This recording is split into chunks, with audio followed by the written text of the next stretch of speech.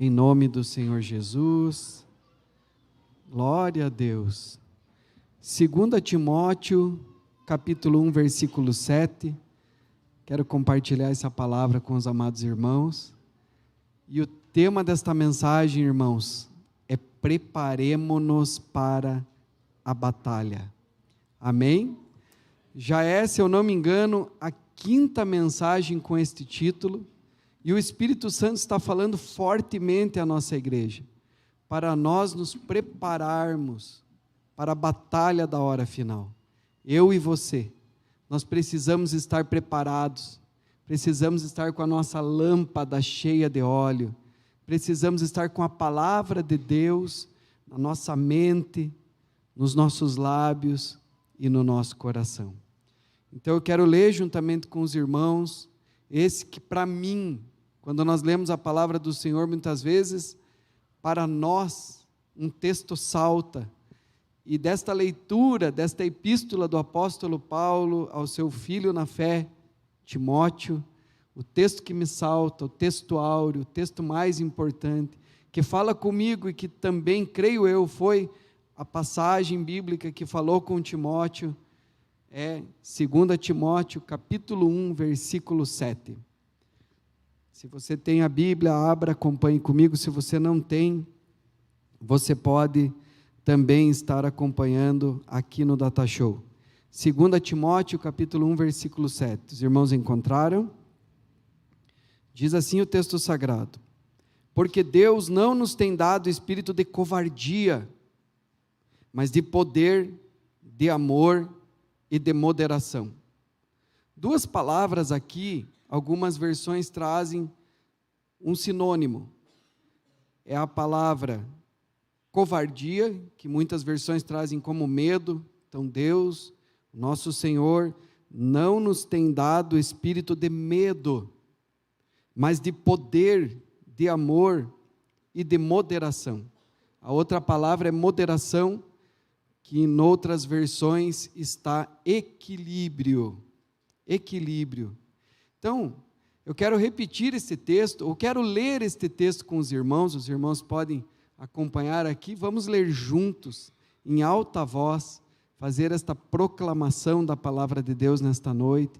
Leiam comigo, irmãos queridos, vamos ler juntos em nome de Jesus. Porque Deus não nos tem dado espírito de covardia, mas de poder, de amor e de moderação. Amém? Agora nós vamos ler novamente. Por que é importante nós fazermos essa leitura, repetirmos, meditarmos, gravarmos as Sagradas Escrituras? Porque a Bíblia Sagrada diz, irmãos, que a palavra de Deus tem que estar na nossa mente, nos nossos pensamentos. Isso significa que ela não pode ser apenas uma verdade que nós conhecemos, mas ela tem que se tornar o nosso padrão de pensamento, a maneira como nós pensamos. Então, quando vier alguma dificuldade, alguma aflição, alguma luta, você vai pensar dessa maneira, porque a palavra de Deus está em ti, a palavra da fé que pregamos, ela está em teu coração, ela está em tua mente, ela está nos teus lábios, aleluia. Então, quando você abre a boca, você fala do que está cheio o coração, e você já fala uma palavra de fé, porque é o teu padrão de pensamento, e o que alimenta a nossa mente, meus irmãos, ele vai trazer para nós um padrão de pensamento, é o que alimenta a nossa mente, que produz a nossa maneira de pensar, o nosso padrão de pensamento. É por isso que nós temos que pensar, refletir, meditar. A Bíblia chega a usar a expressão comer a palavra de Deus, comer o livrinho, comer a palavra do Senhor. Isso é meditar, e é muito importante, faz toda a diferença nas nossas vidas. Nós vemos, irmãos, que nos dias de hoje, também é profético, e faz parte da escatologia, dos sinais, dos tempos do fim, que o tempo se abreviaria, e é uma realidade, mas de certa maneira isso é até explicável. Por que o tempo está se abreviando? Passa o dia, a pessoa nem viu, meu Deus, passou uma semana, nem vi, não é verdade? E eu acredito que muito disso se deva ao fato da televisão. Porque na televisão, quando as pessoas sentam na televisão, erguem os pés, elas ficam com a mente passiva. Elas se desligam e ficam ali passivamente assistindo, recebendo todas aquelas informações.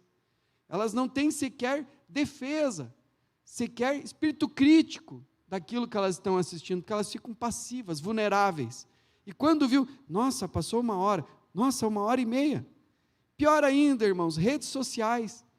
De repente a pessoa vai olhar alguma coisa, vê um videozinho, já abre o videozinho, já dá uma curiosidade, assiste um videozinho, o videozinho já traz no seu encadeamento um outro videozinho. Quando ela viu, meu Deus, perdi 2 horas aqui. Diga misericórdia, irmãos. Aí a pessoa não tem tempo para orar, não tem tempo para ler a Bíblia. E por que nos últimos dias isso aconteceria? Nós precisamos vigiar muito para colocarmos em prática os segredos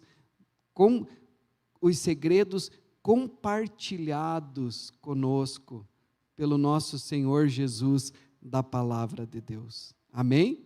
Ele diz lá em João capítulo 15, eu não chamo vocês de servos, porque o servo não sabe o que faz o seu Senhor, mas tenho-vos chamado amigos, porque tudo o que eu recebi de meu Pai vos tenho dado a conhecer. E muitas vezes a gente tem deixado de lado esse segredo do coração de Deus, que é tão precioso, irmãos, um ato de amor tão grande, sabedoria de um Pai que nos ama, trocando pelo lixo da internet. Diga misericórdia, meus irmãos.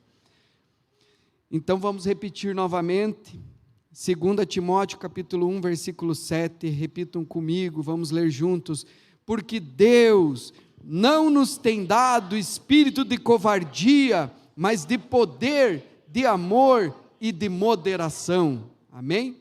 Agora vamos repetir, mas vamos trocar a palavra moderação pela palavra equilíbrio, que aqui essa palavra moderação é no sentido de equilíbrio, no sentido de domínio próprio, inteligência emocional, equilíbrio.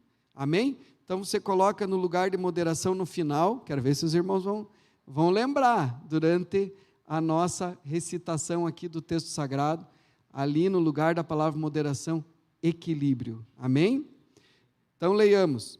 Porque Deus não nos tem dado espírito de covardia, mas de poder, de amor e de equilíbrio. Aleluia! Glória a Deus. Irmãos, quero trazer um pouquinho do contexto, pano de fundo, o contexto histórico que estava acontecendo, quando o apóstolo Paulo escreve isso para Timóteo. Esta é a última carta do apóstolo Paulo. Ela foi escrita quando o imperador Nero procurava impedir a expansão, o crescimento, a divulgação da fé cristã em Roma. E nessa época, Nero perseguia severamente os cristãos. E Paulo estava, nesse período, novamente prisioneiro do imperador em Roma. Paulo havia sido preso por causa da fé, por causa da pregação do evangelho. Os irmãos imaginem tamanha perseguição contra os cristãos. E ele estava sofrendo privações, como se fosse um criminoso. Ele diz, no capítulo 2, no versículo 9 dessa epístola, pelo que sofro trabalhos e até prisões. Estou passando por estreito, dificuldades e até prisões. Mas a palavra de Deus não está presa. E Paulo, irmãos, nesse período, você pode ler isso em casa, no capítulo 1, no versículo 5, você vai perceber isso. Nesse período ele foi preso e ele foi abandonado pela maioria dos seus amigos. E isso é muito comum. Muitas vezes, quando está tudo bem na nossa vida, temos muitos amigos. Mas quando a pessoa sofre uma falência, quando ela sofre uma prisão, quando ela cai enferma, muitas vezes não há ninguém para assisti-la, para visitá-la, para estar com ela. Pois bem, o Senhor Jesus disse que apartai-vos de mim, malfeitores, todos vós que praticais iniquidade, porque eu fiquei enfermo e vocês não foram me ver. Eu estava preso, como Paulo aqui estava preso, e todos os seus amigos o abandonaram. E Jesus diz isso: eu estava preso e vocês não foram me visitar. Eu estava nu e vocês não me vestiram. Eu estava com fome e vocês não me deram de comer. Estava com sede e não me deram de beber. E essas pessoas às quais o Senhor vai rejeitar no dia do juízo, dirão assim: mas Senhor, quando? Quando que te vimos nu, com fome, preso ou enfermo? E ele diz: quando vocês deixaram de fazer a um destes meus pequeninos, a mim vocês deixaram de fazer. E é tão importante, irmãos, quando alguém, por exemplo, está preso, no caso de Paulo aqui, ele estava preso injustamente, mas às vezes a pessoa é presa por causa dos seus pecados, por causa de uma burrada na vida, e ela vai presa. Mas é tão importante quando tem alguém ali junto com ela, que não abandona, que ama, que fica junto, que acompanha. E Timóteo é um destes homens, um homem que ajudou Paulo a escrever 6 epístolas. O próprio apóstolo Paulo declara que Timóteo o auxiliou na escrita de 6 epístolas. Com certeza, ali enquanto Paulo ia ditando, ele ia escrevendo, e talvez ele deu os seus pitacos. A gente podia colocar dessa maneira aqui a doutrina. Vejam a importância deste homem, a importância de Timóteo, irmãos. E ele não só ajudou Paulo a escrever 6 epístolas, como também o apóstolo Paulo escreve exclusivamente a ele 2 cartas, 2 epístolas. Na sua primeira prisão, Timóteo ficou com Paulo. Mas como assim, pastor? Ficou na cadeia? Não, irmãos, mas ficou procurando visitar, procurando atender, talvez levando uma comidinha, talvez quando tinha um momento que podia ficar junto, ele ficava. Ali eles escreveram, provavelmente, estas epístolas da cadeia, na primeira prisão de Paulo. E é tão bom. A palavra amor foi esvaziada com o uso e mudou o sentido, porque hoje muitas pessoas pensam que amor é um sentimento, mas amor bíblico não é um sentimento. Por isso que as versões mais antigas da Bíblia Sagrada trazem a tradução da palavra amor como caridade. A caridade, no lugar de amor, você vai encontrar a palavra caridade. Por quê, irmãos? Porque caridade também foi esvaziada. Hoje caridade é ajudar os pobres e os necessitados, fazer assistencialismo. Vou fazer uma caridade. Foi esvaziado também, assim como a palavra amor. Porque o que é a caridade? Caridade é o amor na prática, o amor real e verdadeiro, o amor que se manifesta.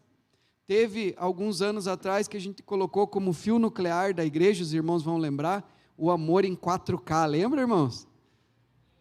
Os irmãos lembram por que amor em 4K? É uma figura, uma ilustração moderna desses televisores 4K, hoje já tem 5K, né?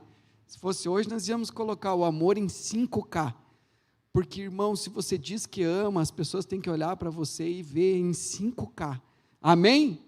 Diga para o irmão do teu lado: é desse jeito, irmão, glória a Deus.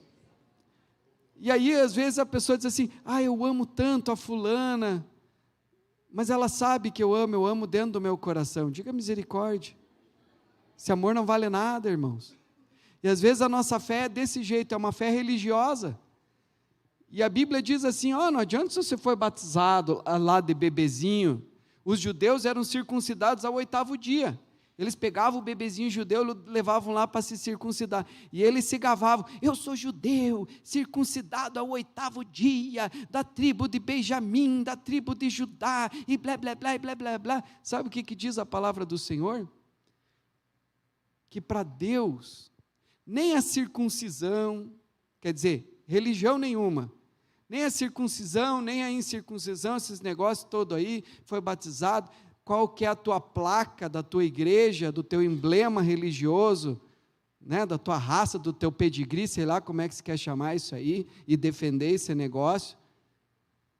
Diz a Bíblia, nem a circuncisão, nem a incircuncisão tem valor algum, mas só tem uma coisa que tem valor: a fé que atua, que opera, que atua pelo amor.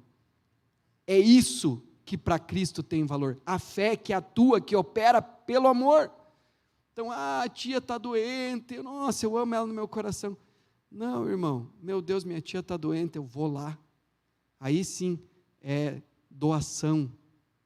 Aí sim é caridade, amor, caridade. A base do amor é a indulgência, é não ser egoísta, é não buscar os seus próprios interesses. Aí você se doa, vai lá, dá apoio, dá uma palavra de ânimo, e é tão importante, irmãos, tão importante quando alguém está lá triste, sofrendo a doença, padecendo uma enfermidade, e chega um amigo, uma palavra de apoio, uma palavra amiga, um contato abençoado, aquilo ali levanta o doente, abençoa o doente, alguém para fazer uma oração, alguém para dizer, você vai melhorar, nós estamos orando por você, nós te amamos. Meus irmãos, isso é Deus, e Deus quer que nós venhamos proceder dessa maneira. E aqui a gente vê, irmãos, que esse era o contexto de dificuldade, um contexto de perseguição, de prisão, tudo isso estava acontecendo. O Nero estava perseguindo os cristãos, havia medo, havia muita preocupação, e Paulo escreve a Timóteo, lembre-se que o nosso Senhor não nos deu espírito de covardia, não nos deu espírito de medo, mas de poder, de amor e de equilíbrio. E o apóstolo, na carta, ele faz uma recomendação a alguns crentes que moravam lá em Éfeso. O Timóteo estava morando em Éfeso aqui nessa época, e ele faz uma recomendação a Onesíforo e a um casal chamado Áquila e Priscila, que tinham aberto as suas casas para a pregação do Evangelho. Imagina, irmãos, não tinha igreja construída, então era nas casas, e esse casal aqui amava a obra de Deus, amava o Senhor, e Paulo faz menção deles. Manda um abraço para meus amigos aí, manda um abraço para os meus queridos aí que fazem a obra do Senhor. Qual o propósito que o apóstolo Paulo escreve essa carta? Talvez ele olhava para Timóteo e pensava, para que Timóteo não esmureça, para que ele não se intimide diante do que ele vai enfrentar e diante do que ele está enfrentando no ministério.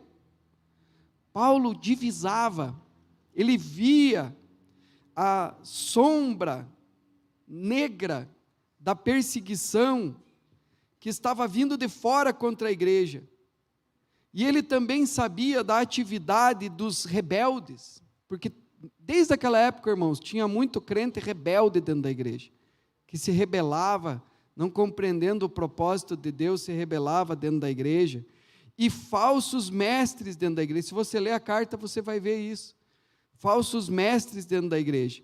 Então tinha essa pressão e essa perseguição vinda de fora contra a igreja, e tinha a atividade nociva dos rebeldes e dos falsos mestres dentro da igreja.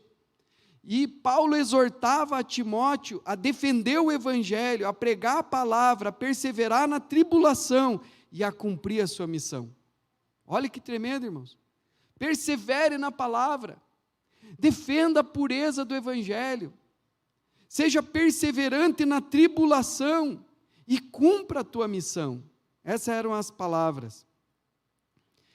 E por esse motivo, o apóstolo Paulo diz ali no capítulo 1, no versículo 6, por este motivo te lembro, de que despertes o dom de Deus que existe em ti pela imposição das minhas mãos. Aqui a palavra dom, do grego koiné original, é carisma. Por este motivo desperte o carisma que você recebeu aqui. E hoje nós podemos falar por esse motivo, irmãos, despertem o carisma, o avivamento, o dom que vocês receberam aqui, por exemplo, nas conferências passadas, porque Deus está avivando poderosamente a nossa igreja através das conferências, através dos movimentos, daquilo que está acontecendo aqui. Mas nós não vivemos de movimentos, nós não vivemos de avivamentos, porque a responsabilidade em manter o avivamento nas nossas vidas é individual, é tua, é minha, é de cada um de nós. Por isso o apóstolo Paulo não diz assim a Timóteo, Timóteo, eu vou orar, para que Deus avive a sua fé, para que você seja cheio do Espírito Santo. Não, não, irmãos. Ele diz para Timóteo: Timóteo, a responsabilidade é tua. Desperte o dom, desperte o carisma, desperte o avivamento que você recebeu. A responsabilidade de despertar, de fazer acordar, irmãos, esse avivamento, esse primeiro amor nas nossas vidas, é de cada um de nós. É como uma fornalha, uma chama que você tem que manter acesa. Na conferência foi falado muito sobre isso. E é uma tipologia do Antigo Testamento, porque no Antigo Testamento o fogo do altar não podia jamais acabar. Não podia se apagar. Não deixe apagar o fogo do altar. E esse altar, irmãos, não pode jamais apagar o fogo. Ele tem que ser avivado, ele tem que ser nutrido, abastecido, tem que trazer lenha nova. Os irmãos lembram disso? Porque o altar de Deus é no seu coração, é na sua vida. Você é o templo do Espírito Santo, você. Então, de quem que é a responsabilidade, irmãos? Eu quero que você escreva num papel e faça a pergunta para você mesmo. Chegue em casa e escreva num papel: de quem é a responsabilidade por manter a chama acesa, a chama do avivamento, a chama do despertar espiritual acesa no meu coração? De quem é a responsabilidade? E você responde, você escreve lá no papel: minha. A responsabilidade é minha. Quem tem que manter o avivamento em meu coração, em minha vida pessoal? Quem tem que despertar o carisma que há em mim, que não pode deixar morrer, que não pode deixar mornar, que não pode deixar esfriar? Quem? E você vai escrever lá: eu sou eu. É você, meu irmão. A responsabilidade é tua. Não adianta culpar a igreja, não adianta culpar o pastor, não adianta culpar o amigo. Nessa sexta-feira nós tivemos uma rede de homens poderosa. E o irmão Lucas trouxe uma mensagem sobre aonde que você está fundamentando a sua vida. Você está fundamentando a sua vida no propósito eterno de Deus, no propósito de Deus? Ou você está fundamentando a sua vida em uma afeição, em um amigo? Daí o amigo se desvia, você também enfraquece e se desvia. Aí o amigo vai preso, você se desvia porque o amigo foi preso. Você se afasta da igreja. Então, se o amigo quiser colocar a cabeça num latão, você coloca também. Se o amigo quiser colocar a cabeça num formigueiro, porque ele é teu amigo, você ama ele, ele é a tua afeição, você coloca também. Não, não, irmãos. A nossa vida tem que estar fundamentada sobre a rocha, sobre o propósito, sobre a palavra de Deus. Se o nosso amigo está saindo da direção de Deus, você diz assim: meu amigo, volte para cá. Mas eu não posso ir com você, porque eu tenho um propósito. A minha vida tem um propósito, e o propósito de Deus é cuidar da minha família, cuidar da minha casa. O propósito de Deus é eu seguir por esse caminho. Por mais amigo que seja, irmão, não deixe ninguém influenciar a sua vida, ninguém. Nós ouvimos isso da boca de um adolescente, na reflexão. Filho do irmão Pimenta falou isso lá na Rede Homens. Ele disse assim: a coisa mais importante para mim é eu seguir firme no meu propósito de vida. Um adolescente, irmãos, olha a sabedoria. Porque eu sei que se eu seguir firme no meu propósito de vida, eu vou prosperar. Mas se eu me deixar influenciar por outras pessoas, então eu posso ficar perdido, perdendo tempo na minha vida por causa das influências dos meus amigos, e perder o foco daquilo que eu tenho que fazer na minha vida. É assim, meus irmãos. E é nesse contexto aqui que o apóstolo Paulo está escrevendo para o seu servo Timóteo: você é responsável, você tem que despertar o dom de Deus que há em ti, o carisma. E aí às vezes as pessoas ficam dizendo assim: Senhor, meu Deus, manda avivamento, Senhor. Mas como?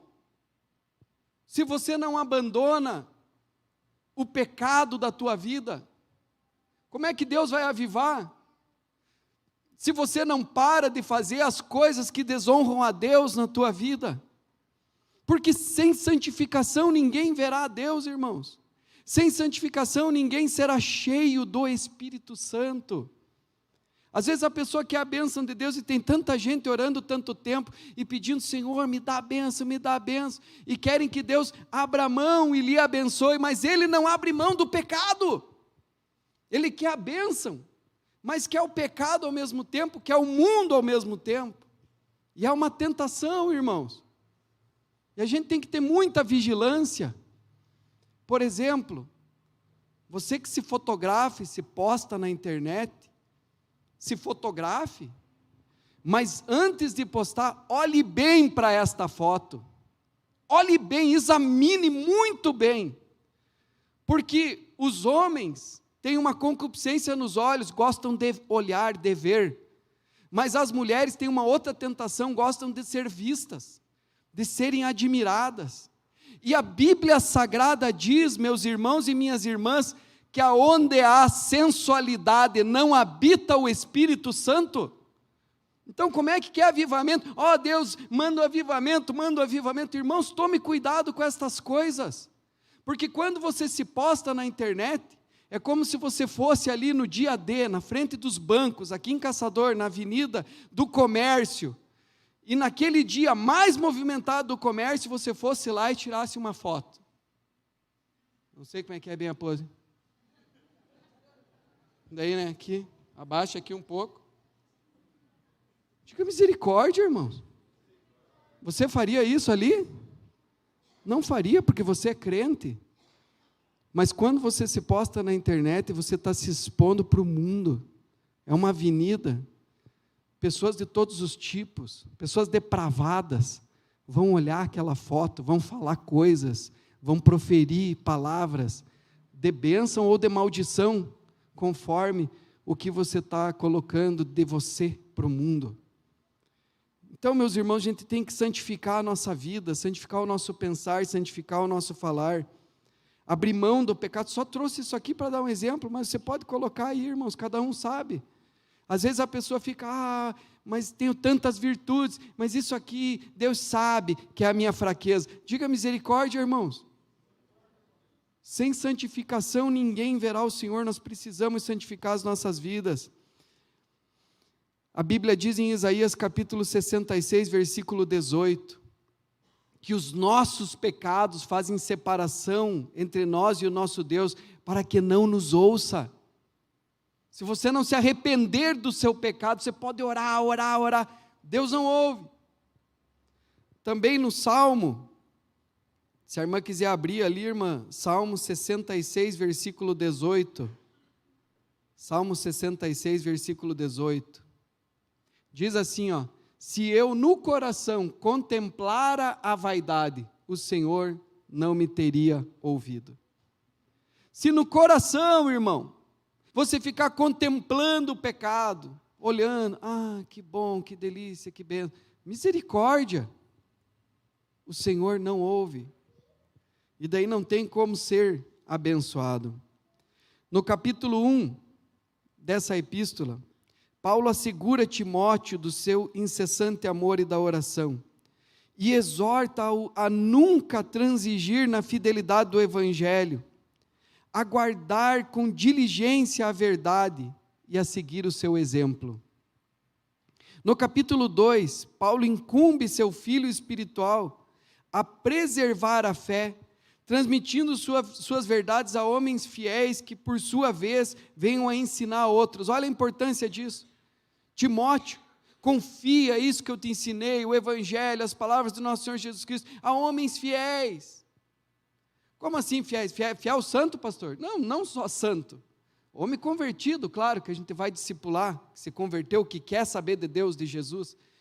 Mas fiel no sentido de que eles vão tomar um encargo para si, vão ser fiel, vão levar adiante, e que também possam ensinar outros. Confia estas palavras a homens fiéis que também possam ensinar a outros. É por isso, irmãos, que nós estamos fazendo discipulado aqui na igreja. É por isso que é tão importante você participar de uma célula.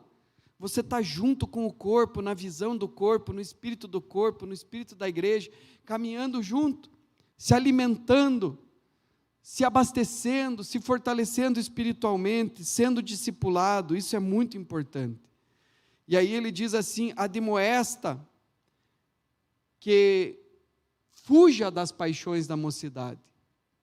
Ele era um jovem pastor, ainda solteiro, e aí ele dizia assim: fuja das paixões da mocidade, por uma vida casta no temor do Senhor. Se separe daqueles que se desviam da verdade apostólica, mantenha-se puro, e trabalhe com paciência, porque muitas vezes, irmãos, a gente fica frustrado, porque prega, e fala, e não vê as pessoas tendo a vida transformada, não vê as pessoas buscando a Deus, não vê ninguém jejuando, não vê ninguém orando, fazendo campanha.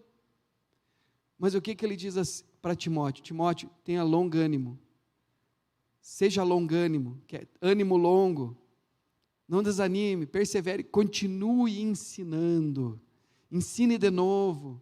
Mas eles já sabem, mas ensine de novo, ensine as mesmas coisas, volte a falar, com paciência, com longanimidade e com doutrina, com ensino.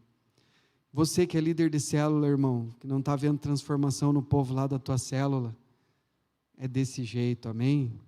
Diga para o irmão que está do teu lado: é desse jeito, meu irmão. Tenha paciência. Às vezes a gente faz as coisas e antes, irmãos, confesso para os irmãos, ficava frustrado, ficava abatido. Até às vezes o pessoal me olha com o rosto meio cansado, né? Que nem a gente fez a rede de homens, 28 homens. Aí alguém viu eu na foto, uma irmã falou para minha esposa: o pastor, coitadinho, né? Estava com a cara de desanimado, 28 homens. As nossas redes dá 70, 60. E é verdade, irmãos, antigamente eu ficava meio desanimado, meio triste, porque a gente luta, convida e faz, e quer que os irmãos participem e venham. Mas agora eu tenho aprendido. Sabe o que nós podemos fazer se a gente faz um culto? De repente, culto de ceia. E daí você pensa, os irmãos vão vir, culto de ceia, vamos comungar, e faltam no culto de ceia. Eu não fico mais frustrado. Porque a única coisa que dá para fazer em relação a isso, sabe o que é, irmãos? Não fazer nada. Porque ou o cara não veio porque não pôde, ou ele não veio porque não quis. E se ele não quis, o que eu posso fazer? Né, irmão? Só amar, orar, continuar amando, tendo paciência. Mas que eu queria que os irmãos tivessem, queria, porque, por exemplo, a rede de homens lá foi uma benção. Quem não foi, perdeu. Talvez porque não pôde, porque não quis, né? Mas perdeu. Amém, irmãos? Glória a Deus. No capítulo 3, irmãos, ele exorta sobre o iminente surto final da maldade, da proliferação do pecado e da apostasia que iriam aumentar. Isso aqui, ele está profetizando: Timóteo, nós estamos já experimentando muita perseguição, muita luta, muito problema, mas vai ter um tempo de um surto de pecado, de iniquidade e de apostasia, que é o abandono da fé. Mas assim como muitas pessoas vão abandonar a fé, os que perseverarem vão ser cheios do Espírito Santo. Está em Joel, irmãos. Haverá uma multiplicação da iniquidade, tal, nos últimos dias. Mas também nos últimos dias derramarei do meu Espírito. E aí vai ter profecia, os jovens, as crianças. Vocês vão ver essas coisas, já está começando, né? Já está acontecendo. Quando eu vi aqui na conferência, as meninas da célula da Helena, todas aqui chorando, profetizando, recebendo palavra de obra missionária, entregando palavra umas para as outras, eu fiquei emocionado, irmãos. Vi as lágrimas correndo assim, pareciam umas cajueirinhas, aquelas meninas, jovenzinhas, pensando em Deus, pensando no Senhor, pensando na obra do Senhor. Que coisa poderosa, que coisa tremenda, irmãos. E isso aí está no capítulo 3. Eu até quero ler com os irmãos aqui. Abra para mim, irmã, capítulo 3, versículo 1, só para os irmãos verem.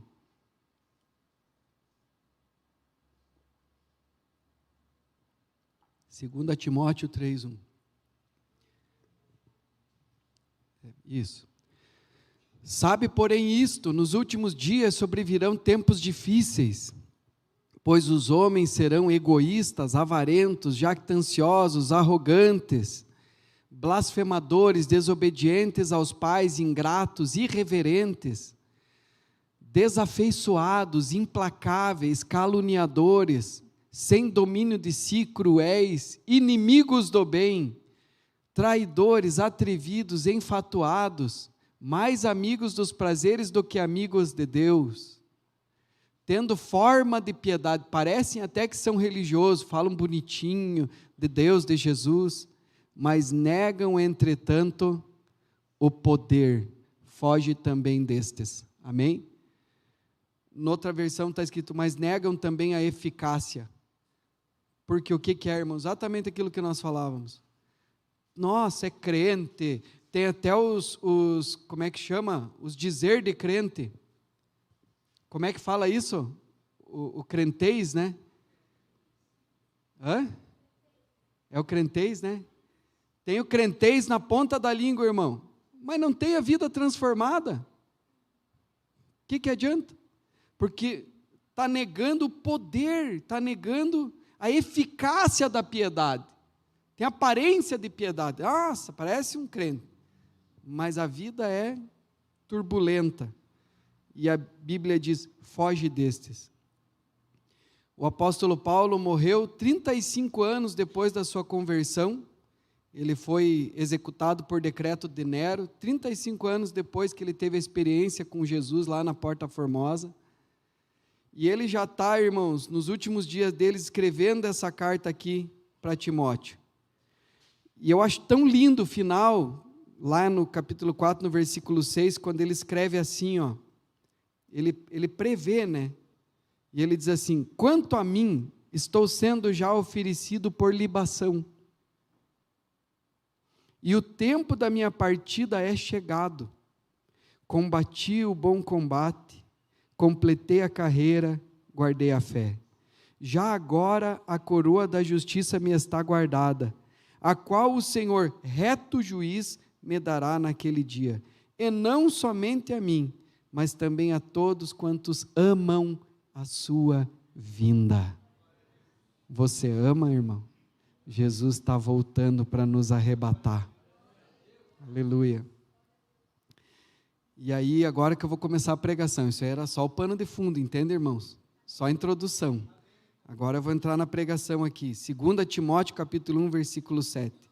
Porque Deus não nos tem dado espírito de covardia, mas de poder, de amor e de equilíbrio. O que significa isso, irmãos? Dentro desse contexto que a gente viu, meu Deus, Paulo foi preso, estão perseguindo os cristãos, eu vou abandonar isso aí, não tem mais jeito de pregar a palavra, vamos fugir. Jesus disse: não temam o que os homens podem vos fazer, porque os homens podem tocar no corpo de vocês, mas antes, temam aquele que pode lançar no inferno tanto o corpo quanto a alma, Deus. Por isso, para um crente, irmãos, uma pessoa preparada, que tem a fé, o próprio apóstolo Paulo disse assim: para mim, o viver é Cristo e o morrer é lucro. Se você está preparado, irmão, talvez morra, amém, se morrer, morri, porque estou preparado, eu vou para o céu. Isso é bíblico. Nossa, é muito radical, pastor. Irmãos, é bíblico. Quantos na história da cristandade não negaram Jesus e se tornaram mártires à semelhança do apóstolo Paulo? Quantos? E nós também precisamos estar preparados com esta fé, com esta gana pelo Evangelho.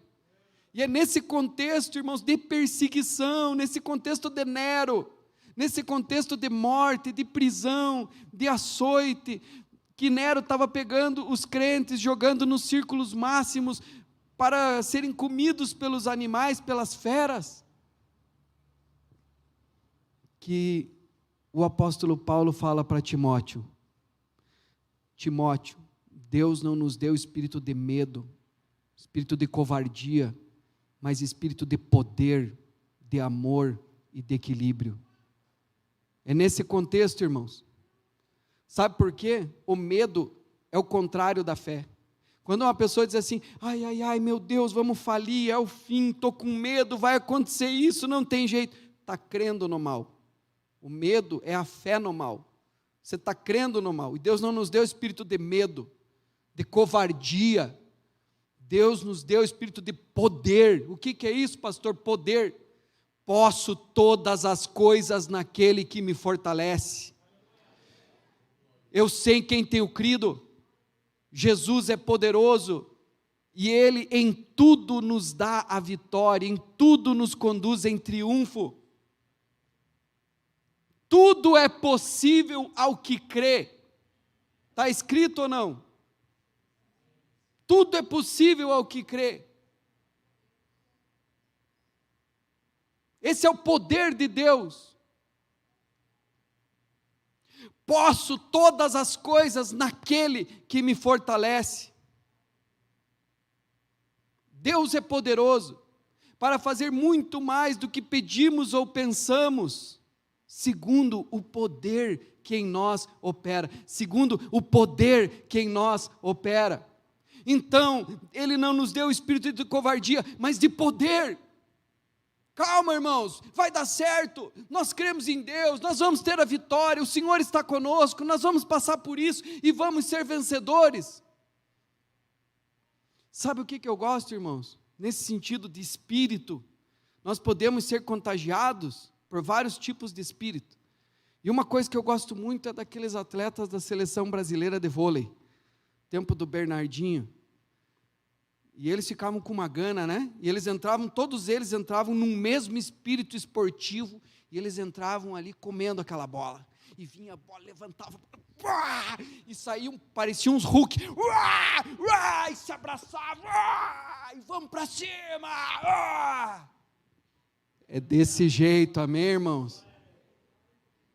Deus não nos deu espírito de covardia, mas de poder, de amor e de equilíbrio. E aí vocês já entenderam o poder, o que é, irmãos? Agora vem o amor. O que é o amor? O amor é o que vai dirigir a minha vida. O amor é a lei de Deus. Espera aí, eu vou conduzir a minha família aqui, vou proteger a minha família, vou abençoar a minha família. Vou fazer isso não por mim, mas pelo meu marido. Não por mim, pela minha esposa. Porque não é só por nós, irmãos, pelo contrário, o amor não busca os seus interesses, isso é o egoísmo, mas o amor busca o bem do outro.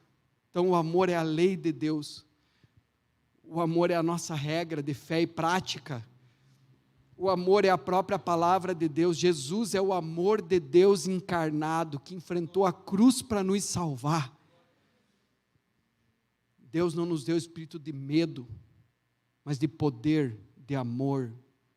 Como que você vai dirigir a tua vida pela lei do amor? Eu parei de beber, irmãos, com 20 anos de idade, estou com 48, fazem 20 anos, 28 anos que eu não boto bebida na boca. Se você me perguntar por quê, pastor? Por causa do amor, irmão. Porque para mim, talvez uma tacinha não dê nada, mas para o meu filho pode dar. Ele pode entrar no ciclo do álcool e a vida dele ser atrapalhada. Eu quero dizer para vocês, a minha vida até os 20 anos foi muito atrapalhada por causa da bebida. Eu não era alcoólatra, mas eu bebia, ia em festas, isso atrapalhou a minha concentração, atrapalhou, eu descobri um propósito para a minha vida, porque a minha vida girava em torno daquilo ali, festinha, jantinha, bebidinha, atrapalha. Então por que eu vou tomar um golezinho de uma coisa que eu posso estar influenciando outra pessoa, que para ele vai ser altamente destrutivo? Eu não preciso trazer para os irmãos aqui pesquisa, índices, e mostrar o álcool está por trás das coisas, do crime, das coisas erradas, da violência. Não precisa, nem vou falar sobre isso, irmãos. Mas se você perguntar por quê, pastor, é por causa da lei, irmãos. A lei é o amor, porque eu amo o meu próximo, eu amo a minha filha. Se eu beber, ela se escandaliza. Se eu tomar uma tacinha de vinho, ela se escandaliza. Diga glória a Deus, irmãos. Isso é amor. E é o amor que tem que dirigir a nossa vida. Por que eu faço o que eu faço? Por amor. Por que eu não faço as coisas que eu decidi não fazer mais? Por amor. Amar a Deus sobre todas as coisas e amar o meu próximo como a ti mesmo. E aí, meus irmãos, quando a fé influencia a minha mente, influencia o meu falar, influencia também o meu coração. Aí nós vamos ter equilíbrio. Pastor, está caindo o mundo. Meu irmão, calma, vai dar tudo certo, fique tranquilo. Equilíbrio. Você não vai ficar se descabelando, arrancando os cabelos da cabeça. O que aconteceu? Meu Deus, acabou com tudo aí. Um amigo meu ficou admirado comigo, que eu era muito zeloso pelo carro. Quando eu me converti, eu passava 3 demão de cera para dar umas bandas. E um dia eu fui para Curitiba, mas eu já estava convertido, me converti com esse carro aí, coisa mais linda. Roda, tudo. Maior zelo, pretinho no pneu. As abelhas andavam acompanhando o carro assim. E lá em Curitiba, bateram na gente, sofremos um acidente. E o meu amigo desceu louco, já querendo pular no pescoço do cara. E eu, calma, irmão. E ele, nervoso, e eu, meu irmão, fique calmo, isso é só coisa material. Ele disse, não acredito que você está falando isso, mas Jesus fez uma transformação na tua vida mesmo. Poder, amor e equilíbrio, irmãos. E aí fomos descobrir, o cara estava vindo do culto da mesma igreja que nós estávamos lá. Diga misericórdia. Testemunho. Aleluia. Vamos nos pôr em pé, irmãos queridos. Glória a Deus. Que bênção, como é bom ter fé. Como é maravilhoso, né? O Senhor transforma, que a palavra de Deus esteja na nossa mente, na nossa boca e no nosso coração. Poder de Deus, irmãos. Amor e equilíbrio. Porque quando a palavra de Deus está na nossa mente, vem o problema, a aflição. Meu Deus, prenderam Paulo. E agora? E estão vindo. E Nero vai pegar os cristãos. E vai nos perseguir, vai nos matar, e vai acabar conosco. O que a boca fala? Vai falar assim, é o fim, meu Deus, não tem jeito. Não, irmãos, a palavra de Deus está na nossa mente e na nossa boca. Calma, Deus é poderoso, o nosso Deus é poderoso. Deus vai entrar com providência, o Senhor vai fazer um milagre, o Senhor vai nos abençoar. Vamos orar, vamos buscar Deus. Equilíbrio, aleluia.